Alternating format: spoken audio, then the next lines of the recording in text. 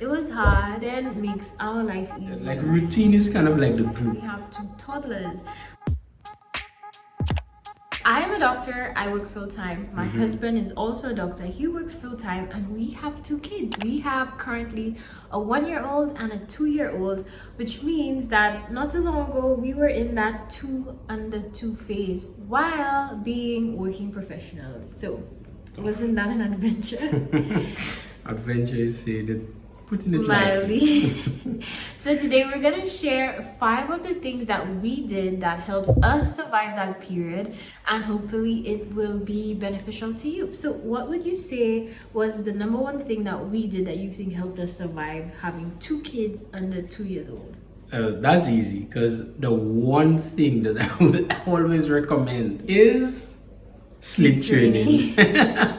Yeah, so when we discussed, what were our different points, for us, the number one was always sleep training. So why was it for you? I learned about sleep training before we had kids, and as soon as I got pregnant, I ordered this book. It's called Baby Wise.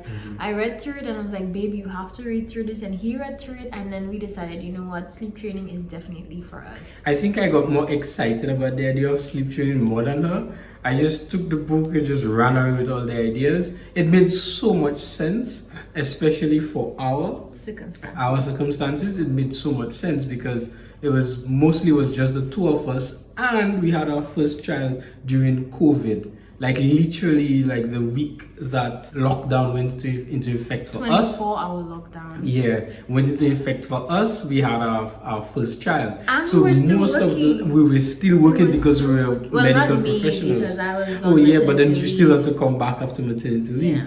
So sleep training absolutely made sense. So we're not gonna go into full details about how we did it, because we plan on doing like a separate video talking about how we did it, why we did it. But just know that if you have a toddler and you are pregnant or you're expecting a little one, then you should definitely look into different methods of sleep training and see if it's something that would suit your family. But for me, sleep training number one is an absolute, because everything else that we were able to do as a family, as professionals, as a couple, was because of the time and based off what we did with sleep training. So that was the number one thing for me.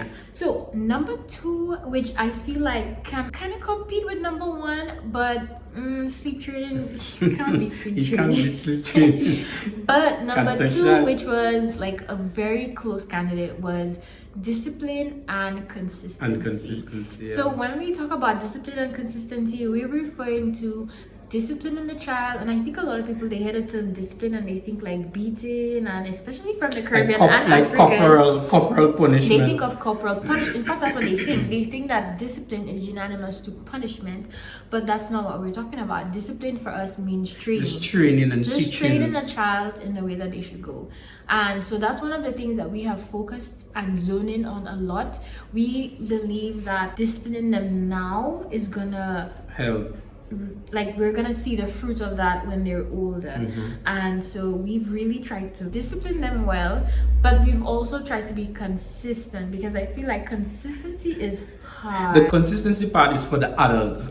So as a parent, you have to be consistent in your disciplining. Exactly. You have to discipline yourself to like, be consistent, because what we notice is that when you're tired, when you're irritable, when you're busy, like the tendency could be to just try to ignore, like you just ignore what the child is doing and you just hope that they stop, or you let it slide because you're just tired. You prefer to like lie down on the couch. So you end up confusing the child. So at certain times you tell them no for something, at other times it's okay for them to do it, like running around the house or jumping up and doing something, and maybe your mood changes and then suddenly you're shouting after them for something that they normally do. They will just understand that, oh, you probably don't want me to do it now, and then they will just keep on repeating it over and over again, and then you don't get the end result that you want. An example of that is teaching them no. Yeah, we started disciplining quite early, actually. From the time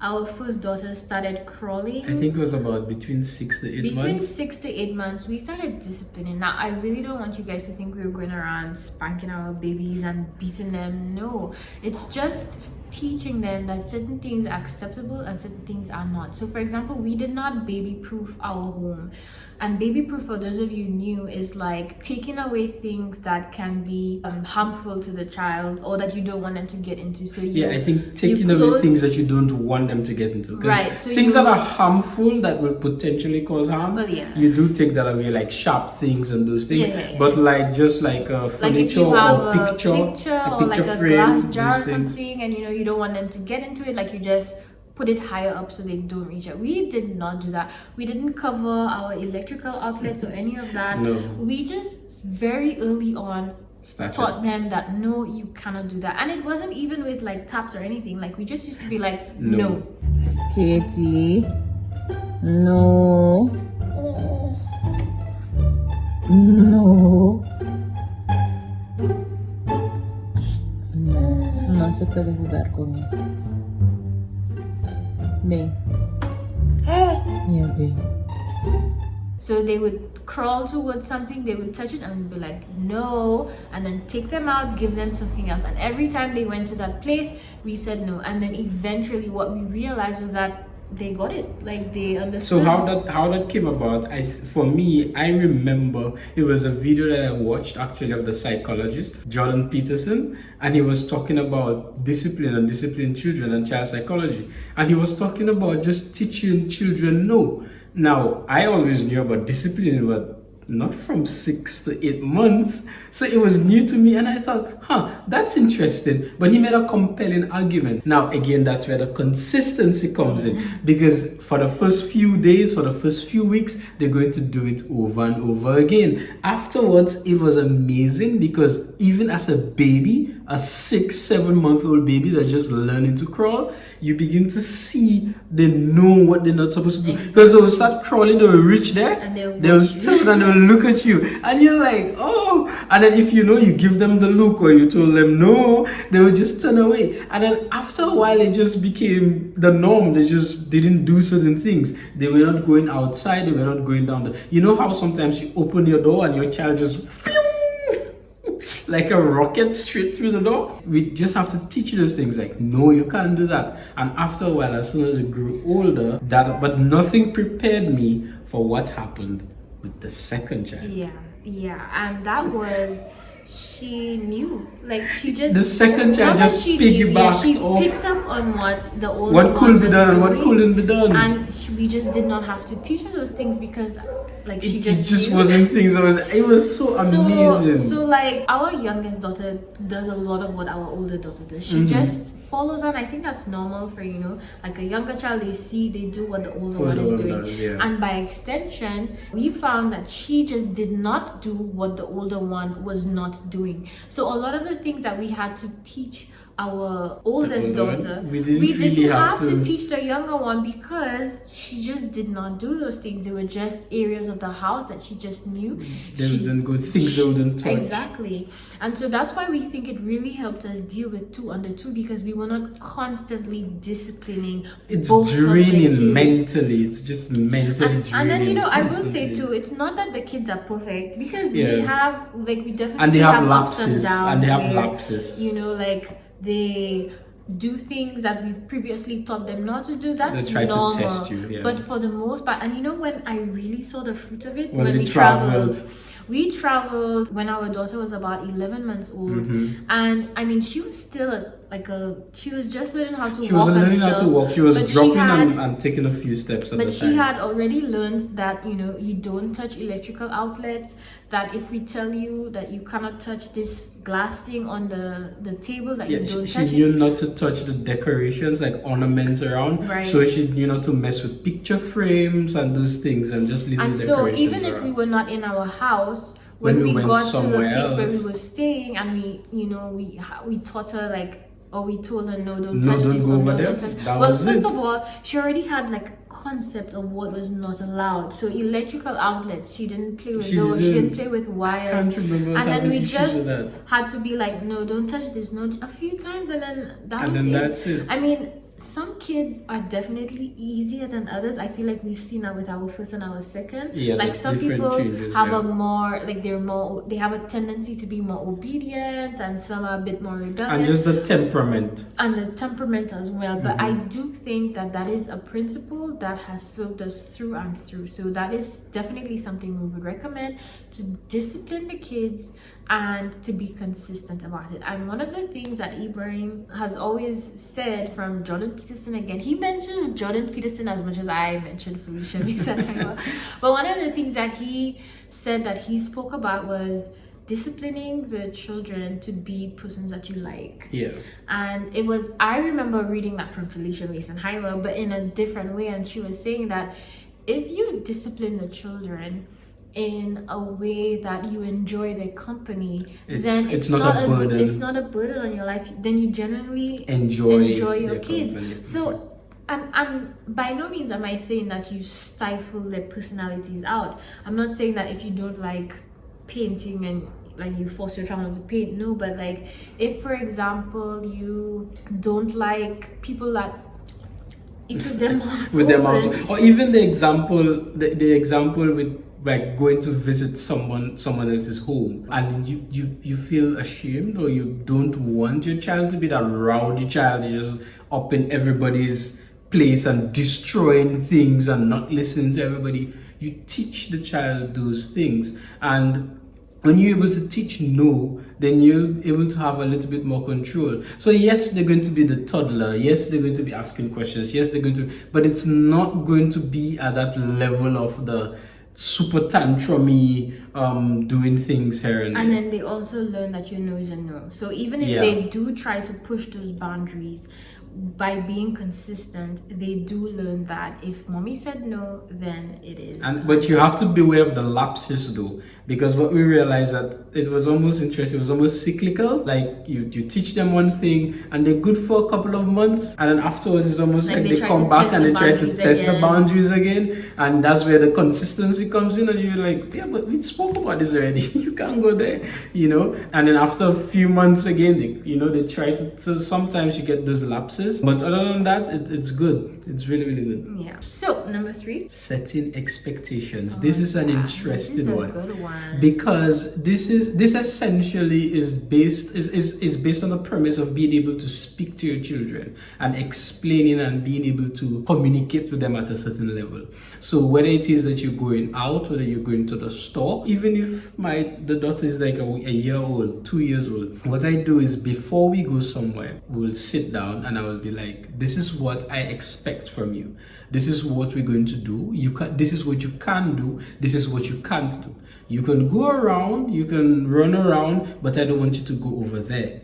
You can do this, you can do X, you can do Y, but I don't want you climbing this place. And so they already know from beforehand what's expected of them. And this works in various settings, so much as when we're going out as to when we're coming home. You know that situation when you go to the park or you go to a fun place and then it's time to go home and they throw a tantrum? Yeah, that happens. One thing that we realized that helped was before they even had the tantrum, what we'll do is we'll tell them, hey, this is what is going to happen. This is the last time that, you can go and do a round, you can go to the swing, it's the last time, that's your last turn. And even for TV shows, like when we give her the privilege of watching a show, we'll say, it's only for 30 minutes, or I have this little timer and I show her like when the sun runs out, that's it. And then just before it finishes, I'm like, it's almost done. Remind her again. Or even the clock, I mean, she cannot read time, but I say, when the long hand is on this number, that's it. But it really surprised us. It works really, like she will literally get off the couch and turn off the TV herself when it's time. Like when you tell her after this one it's over, and when she's watching her Disney cartoons, she will literally get off and be like, it's finished, and she'll put on the TV and just go play with something else. It didn't start that way, and which is why we go back to the second point, which was consistency. Like just being consistent and letting your no be a no, and letting your last time be a last time. So when we did those things over, I mean, our kids are just 2 years old, so there's a lot of room for things that can happen, but we're just talking about what we have seen so far and what we've done so far. And that is one of the things that I feel like has made such a difference in terms of that. Don't get us wrong, our kids are still normal kids. They still throw tantrums, they still get sometimes upset when we tell them to turn off the TV. But for the most part, when you give that final warning, and it's also coming good on your promise. Again, when we do sleep training or they take their naps in the afternoon, sometimes she doesn't want to go to bed, and you're like, hey, it's bedtime, we're going to go to bed. When you wake up, we're going to paint. Or when you wake up, we'll go to the park. When you wake up, we'll go and do XYZ activity. And she goes to bed. Yeah. Because she knows, and it comes to the consistency not only to discipline and tell them no, but also to stick to your word and, you know, really your promise. If you promised something good, to actually not let them down. Yeah. So when you do that, then they know they always have something to look forward to. So when you tell them, when you wake up, we're going to do XYZ, then sometimes you'll be like, I want to go to bed.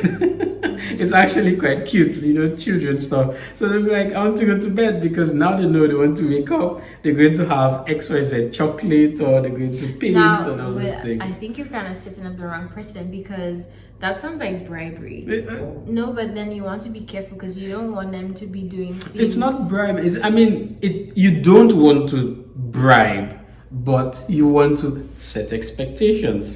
If indeed it is something that you guys are going to do. We are careful to say when this happens, then this will. Isn't that actually like the fourth point? There is another consequence. Which is.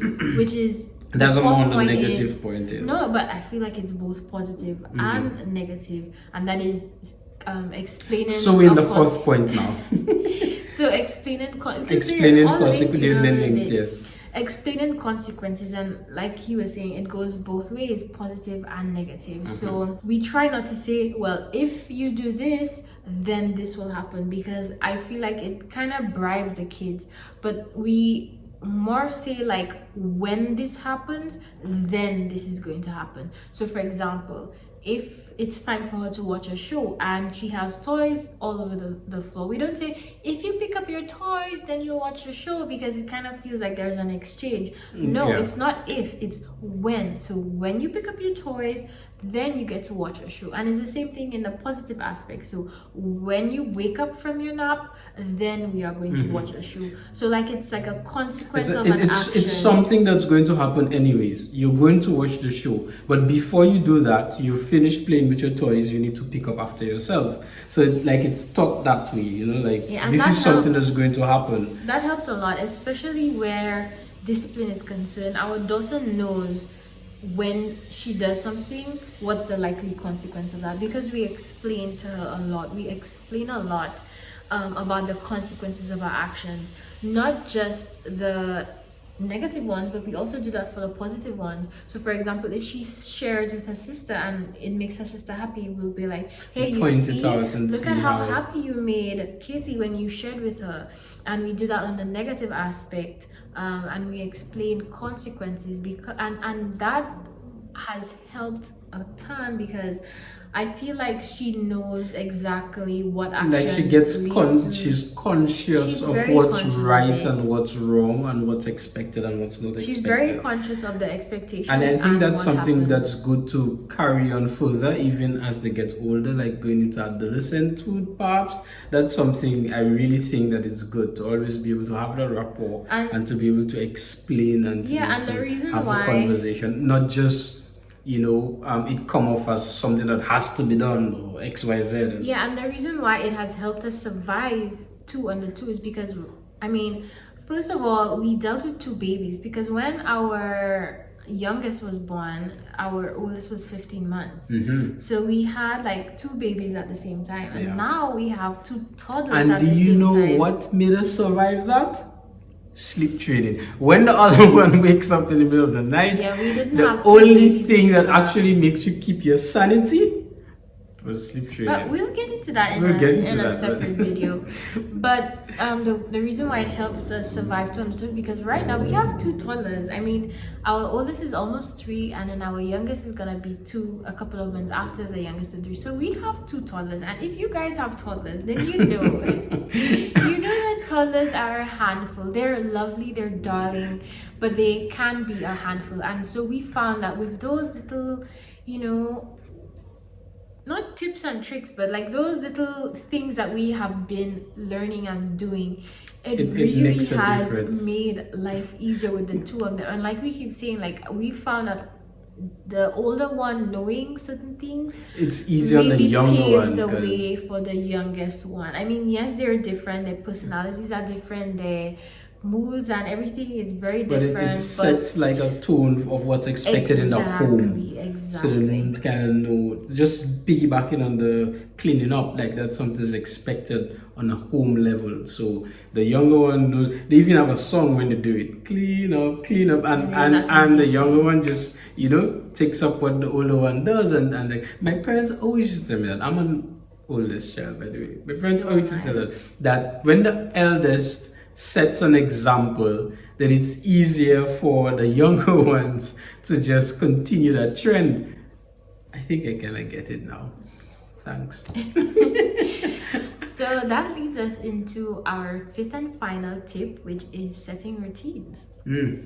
Routines have been a lifesaver for us, really and truly. We have a little nighttime routine, we have a little morning routine, we have a little bedtime routine as well, and the girls just know and that's something that I've read about a lot in parenting books, that they speak about when the children know exactly what to expect, it makes them very settled, they feel loved, they feel secure, and so they're less likely to express their big emotions in that kind of way. So for example, as soon as we tell our kids that it's time to put their PJs on, they're like, they know it's time for bed, and sometimes they go straight to the bathroom to get their teeth brushed, and then as soon as they leave the bathroom, they go straight into their room without us coercing them, because we do the same thing, not necessarily at the same time, but in the same order more or less, over and over again. So they know that after certain things comes other things,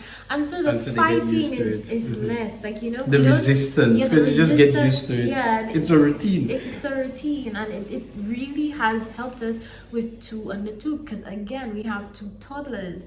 Having 2 toddlers is not for the faint of heart. So having those routines that set up their expectations, they know what they're expecting, and it lowers the resistance, it then makes our life easier, way easier. And most of the things that we have said, like routine is kind of like the glue that kind of holds it all together, because you can't really do sleep training without establishing a routine. Like, again, separate video, but that's essential. And when it comes to setting expectations, when you have a routine in the home, it's easier because they know what's coming, right? So there's a set expectations that they know, okay, this is how we're going to do things in the home. When we go to the vehicle, when we go into the car, this is what we do. So having a routine helps in all those different areas. And one of the things that you realize is when the child has a routine, it's easier for them to comply with that routine than sometimes break it, right? So they're less prone, they will still have the occasional tantrum, but they're less prone to resisting and the tantrums. And sometimes they even look forward to it. So even if occasionally they will be goofy and be running around in the bedroom, waiting, just, you know, playing hide and seek in the bedroom, or get on the bed and start jumping up and down, but it's bedtime, so they always head towards their room. And when you say it's time for bed, it's like, yes. Or sometimes they will do the occasional no, and you're like, yes. So, you know, but they know what to expect, right? So that's routines is absolutely a good one as well. So it's been a journey. I mean, having 2 kids under 2 years old was definitely a journey. It was hard, especially because of the jobs that we had back then. I mean, we were doing 24-hour calls. 24 hours. So we would find ourselves alone with the kids frequently. So there were times when Ibrahim would be alone with the kids for 24 hours. Well, especially on weekends. And then there were times where I was alone with the kids for 24 hours. So by no means was it easy, and I think it's still difficult, because now we've moved from having 2 babies to having 2 toddlers. I mean, I always say to myself, man, I don't know how twin moms or triplet moms do it because it's hard. And we had help, but not too much, not a lot of help, because it's basically my side of the family doesn't live here with us currently. So it's mostly Lynelle's family, her mom, her brother, her aunts that are able to step in sometimes to, you know, help watch the kids or some of those things. But mostly the majority of the time is mainly just the two of us. And that's one of the reasons why for us we need these things to really help us, like a structure that really helps you to be able to deal with things. So I hope you guys found our tips very useful. I will have linked in the comment section the blog post I did about sleep training. Yeah, but make the sure book as well. Yeah, and I'll have in the description the book we read, Baby Wise. But make sure you're subscribed so when we finally do talk about exactly how we sleep train, you will be tuned in for that. If you like this video, definitely hit the like button and then subscribe if you're interested in seeing more videos from myself, as well as videos joined here by my husband Ibrahim. Join, I'll be doing solo videos. Okay, I guess I should rename my channel. Thank you guys so much for watching, and we'll see you in the next one. Bye. Bye.